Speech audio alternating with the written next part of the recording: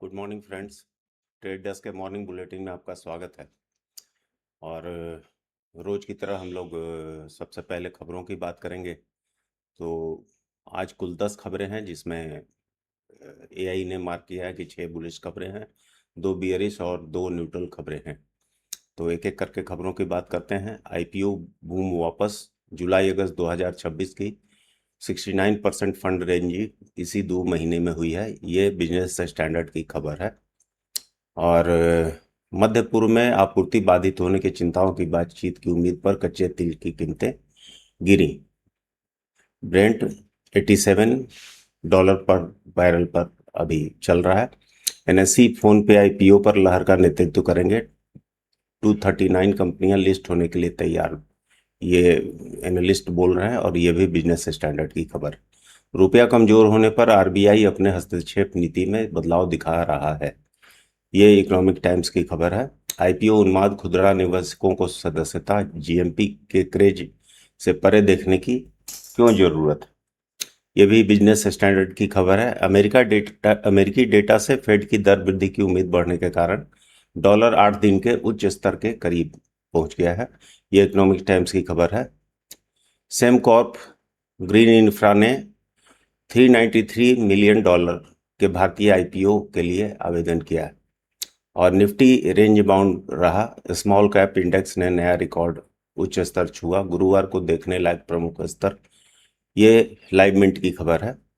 भारत के सबसे बड़े एक्सचेंज में ऑप्शंस टर्नओवर में गिरावट आई है, तो ये भी लाइव मिंट की खबर है। एक दिन में 10,300 करोड़ के ब्लॉक डील से अगस्त का कुल आंकड़ा 14 महीने के उच्च स्तर पर। तो ये थी आज की खबरें। आप इन खबरों को जो वेबसाइट्स हैं या न्यूज़पेपर हैं उसमें देख सकते हैं। अब बात करेंगे ग्लोबल इंडाइसेस की। ग्लोबल इंडाइसेस में गोल्ड, बिटकॉइन, एफटीएससी 100, कॉस्पी, डैक्स, निकेई और संघाई और डॉलर इंडेक्स, ये सारे ग्रीन में क्लोज हुए हैं। और बाकी सारा कुछ जो है, Sensex, Nifty 50, USD INR, S&P 500, Hang Seng, US 10 year yield, Nasdaq, India VIX, crude oil WTI और बेंट क्रूड, ये सब नेगेटिव में क्लोज हुए। इधर आपको राइट साइड में गिरावट का परसेंटेज दिख जाएगा।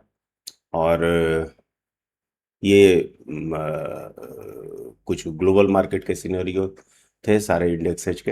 अब बात करते हैं FII-DIs डाटा की। FII-DIs ने 503 करोड़ की खरीदारी की, वहीं DIs ने 6,425 करोड़ रुपए की खरीदारी की है, अपने बिकवाली के मुकाबले ज़्यादा खरीदारी की। अब थोड़ा सा MTF एनालिसिस की बात करेंगे। MTF एनालिसिस में आप देखें, निफ्टी 50 वीकली बुलिश है, डेली बियरिश है, 4 आवरली बुलिश है और 1 आवर में बियरिश है। बैंक निफ्टी वीकली बुलिश है, डेली न्यूट्रल है और 4 आवरली बुलिश है, 1 आवर में भी बुलिश। सेंसेक्स वीकली में न्यूट्रल है, डेली में बियरिश है और 4 आवरली में बुलिश है, 1 आवर में न्यूट्रल है। मिड कैप निफ्टी अपने 3 बड़े टाइम फ्रेम में बुलिश है और 1 आवरली में न्यूट्रल चल रहा है। क्रूड ऑयल बड़े टाइम फ्रेम में वीकली और डेली में न्यूट्रल है और 4 आवरली और 1 आवरली में बेयरिश है।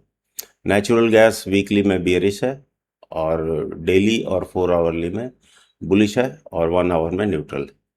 बिटकॉइन अपने सारे टाइम फ्रेम में अभी बुलिश चल रहा है।